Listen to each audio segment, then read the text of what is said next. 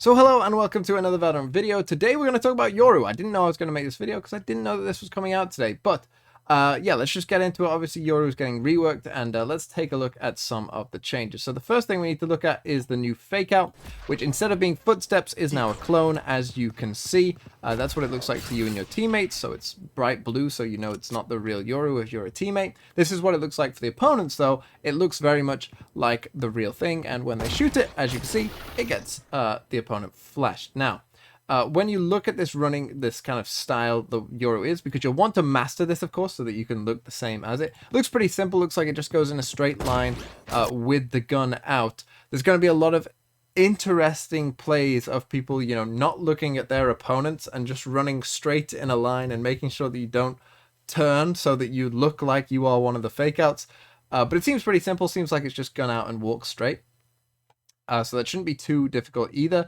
Very, very interesting though, and of course there'll be a ton of outplays with this in general that I'm looking forward to. You know, three Euros running at you at the same time, and having to pick the right one also is going to be pretty funny, I think. So we'll have to see that happen. Then comes the gate crash, and this one I think is pretty interesting as well. So here we're going to see that what the fake one looks like. So you can now fake a gate crash. And Yoru will say fake teleport, which is what he just said. That's what it looks like to you. It leaves this splatter on the ground. And this is what it looks like for your opponents as well. There it is. So it does leave a splatter on the ground for them as well. So for me, what you're probably looking here to do with Yoru is get those lineups into positions that your opponents can't easily see. Behind corners, behind them, right? You don't want it landing in front of them like this, because obviously they just know, oh, it wasn't real. Don't worry about it. He didn't TP. Whereas if you, send one to a corner somewhere in the back of sight, and then you do it, then they don't know, right? And you could have actually gone it, and they'll have to turn around and they'll have to check and make sure that you're not there, right? Plenty of, potential for outplays with that as well. It seems like, a good sort of initiation tool to begin a site take. You send that fake TP to the end, or you sometimes just do it. Again, it's going to be a lot of mind games with Yoru. Seems like a lot of fun. And then finally, let's get to the changes of the ult, because this one is pretty big. So, Yoru is no longer revealed to enemies. So as in, when you're close to them, no one can see Yoru. Basically, Yoru is able to cast all utility when he's in his ult, which is pretty big. Enemies can hear his footsteps, so they'll hear you, but they won't be able to see you. Nearsighted is removed. That one's massive, as you will see. Unequipped delay time is increased, and cast delay added when casting it as well. So basically, the getting in and out of it will be slightly longer. Let's watch the video to see what happens and see what it looks like.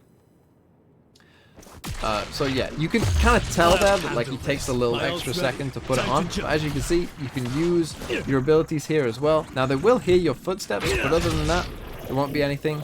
And not having near sight to me is the big one, like, because what that means you can do is you could just use this ult for a purely information.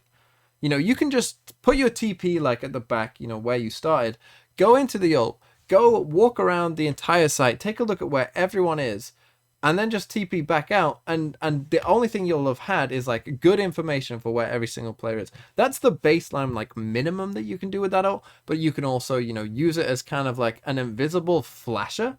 You can just walk to like the back of site where they are, tell your teammates, oh yeah, you can start attacking now. I'll just flash them like right by them, and there's nothing they can do about it. I'll just flash right by them. And think about that. That's a crazy, crazy thing to be able to do, right? To just go right next to someone and just be like, okay, yeah, come at him now because I'm flashing him right now. And then your opponent peeks him around, and then, of course, they're blind. Like, the potential of that is really, really big, right? That's going to be absolute free kills sometimes if you can coordinate well with your team. So I'm really looking forward to that. And so with that said, how good will Yoru be? How good do I predict that Yoru will be? Well, of course, he'll be better than old Yoru, right? There's plenty of potential here. Looks like a super fun character, which is, where we should probably start. Most of us play this game for fun, and so looks like super fun. Potentially super annoying to play against. If you're playing against a good Yoru, I imagine that will be pretty annoying. But to play with Yoru and a good Yoru, it'll be a lot of fun. So that's the first thing. So well done on Riot on that, because I think it will be a lot of fun, and these changes do make Yoru a lot cooler, I think. In terms of competitive play, like at the top levels, how good will Yoru be? Well, I think the biggest obstacle for Yoru, or really any kind of aggressive agent right now, is Jett. Jett is the big problem. Jett is kind of the big catch-all of most teams have Jet mains who play that agent.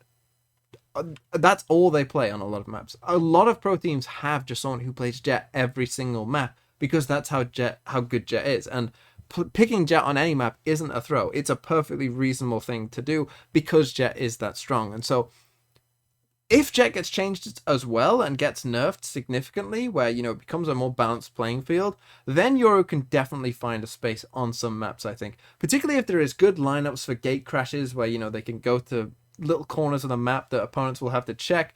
If there's, you know, good ways of using the ult, you know, to get information, or, as I said, just like flash someone right by their feet, that's going to be pretty good as well.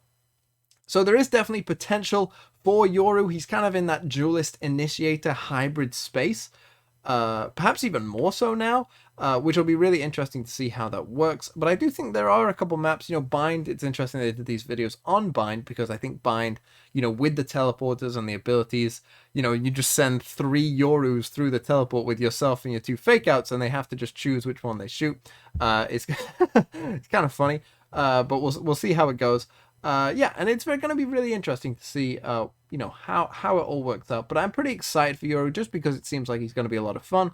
Competitively, I don't think he'll be amazing on all maps. I think he will potentially find specific spots that teams might try to use him in. But it's going to be a lot of fun, and that's probably the main thing.